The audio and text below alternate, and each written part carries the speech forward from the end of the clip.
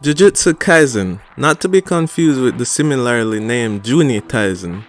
Jujutsu Kaisen has for some time been the heir apparent to the Shonen Jump publication, and by virtue of that, the next big shonen anime in the revolving Big Three discourse. Originally created by Gege Akutami, he claims to have taken heavy inspiration from found footage horror films as well as Tite Kubo and Bleach. I mean, that's clear to see without even any research. The anime adaptation for this began airing in fall 2020 and has come out to some mixed reviews. I think so far, the new age of shonen anime are indeed forming the big three. With My Hero Academia and Demon Slayer already in, the third spot is up for grabs.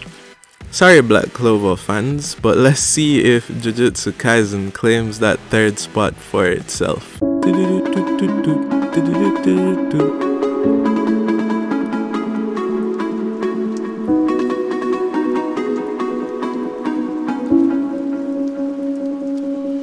First thing to note is that the anime is directed by a South Korean, Sung-Hoo Park, same guy who did God of High School.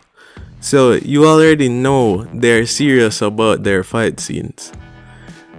That's something that is also obvious without much research. From the very first fight, as soon as I observed the fluid movements, I could tell that some motion capture was used to produce this, in the same style that was done for God of High School.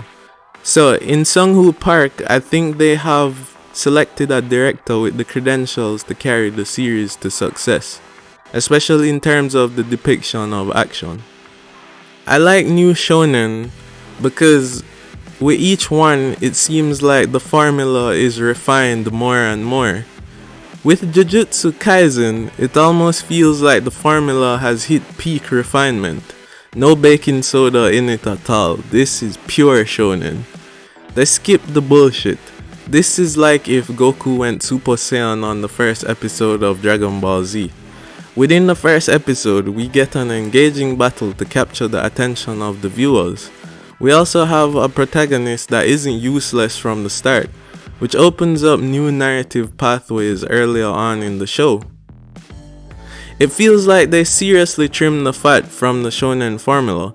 This reminds me of Demon Slayer, who revolutionized the training arc by turning the entire training arc into one episode. Jujutsu Kaisen kinda skips the training arc entirely and finds a way to make the protagonist useful from the very beginning without it feeling forced or unreasonable. Speaking of Sung-Hoo Park and God of High School, I made a video about God of High School earlier where I cited some serious issues with the show, primarily in terms of the scaling of the battles.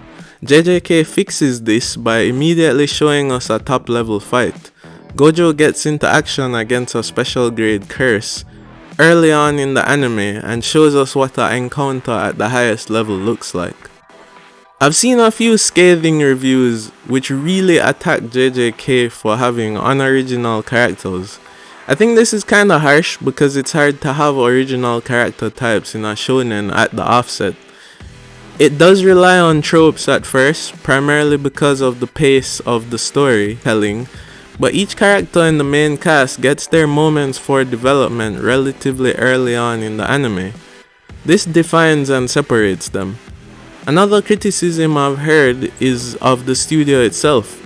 MAPPA is known to fall off in animation quality throughout a season. This is especially concerning when considering a full 2-core 25 episode release.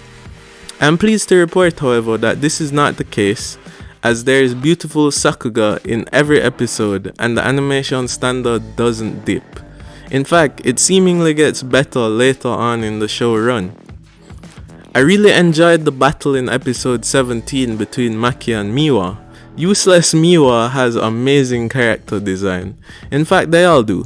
The character design was done by Tashi Hiramatsu, who is famous for his character designs in Parasite the Maxim and Yuri on Ice. I was so taken with the battle and Miwa's excellent design that I tried to redraw some of the frames. although not as impressively as Mappa, of course. Now that I've told you why JJK is great, let's compare it to the other major shonen to see if it gets into the big three. Firstly, what is the big three? It's simple. It was a term used to refer to Naruto, Bleach, and One Piece, because I believe that to be the first time ever having 3 series of such huge popularity concurrently running. With the conclusion of Naruto and Bleach, and with JJK being the spiritual successor to Bleach, I think it's a good time to reopen the discussion, especially with the amount of shonen being released nowadays. I'll be looking at the major areas and comparing JJK to some of the other popular shonen. Let's start with animation. This, I believe, is JJK's strongest area. Demon Slayer, with that ufotable budget, is a match for the flowing Mappa action, however. Demon Slayer gets a 10 here, with JJK coming in with a solid 9. My Hero Academia would have come in with a 8 or 8.5 had the animation standard not dropped significantly in the 4th season. I think the lengthy run has damaged the animation quality for My Hero. It comes in at a 7.5 for me. Animation is also the strongest area for Black Clover. Despite its lengthy run, the fights are always well animated with premium Sakuga. Giving concessions for the sheer volume of episodes, Black Clover also comes in at a 7.5. Next, let's go to the story.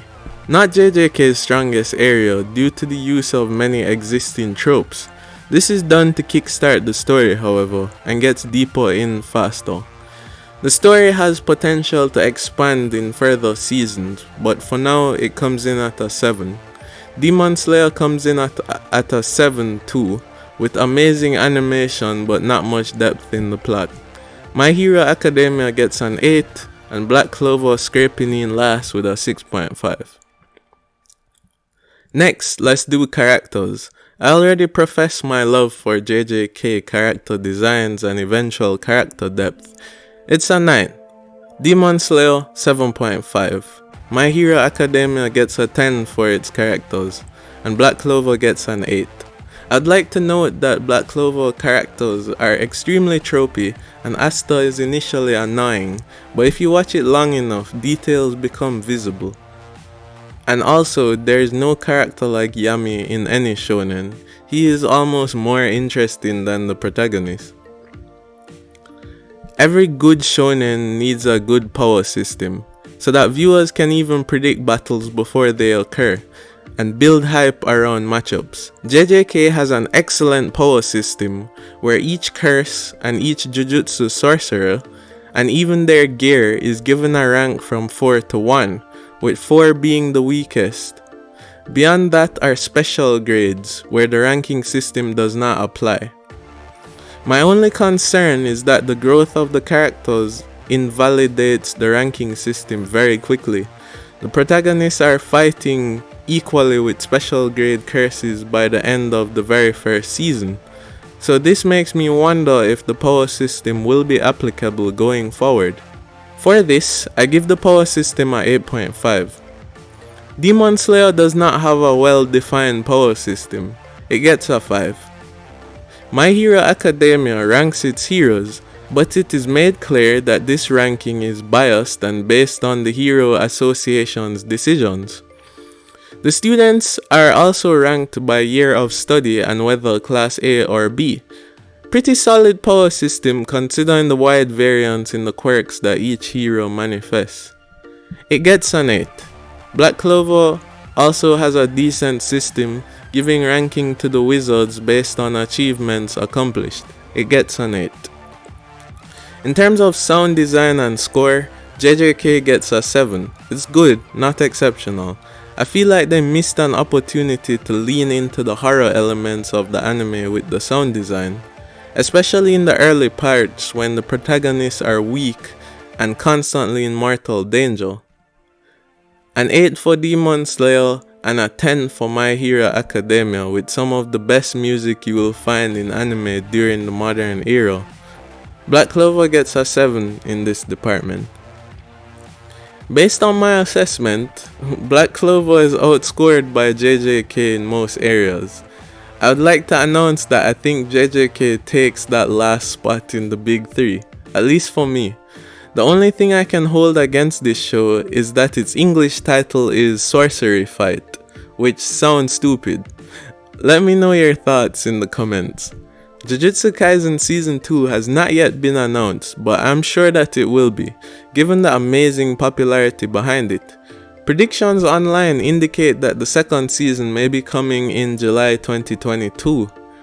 MAPPA has, however, announced that they will be releasing a prequel movie, Jujutsu Kaisen 0. This film will adapt a 4-chapter prequel manga. I'll be looking forward to that. Thanks for watching today. Please like and subscribe. See you next time.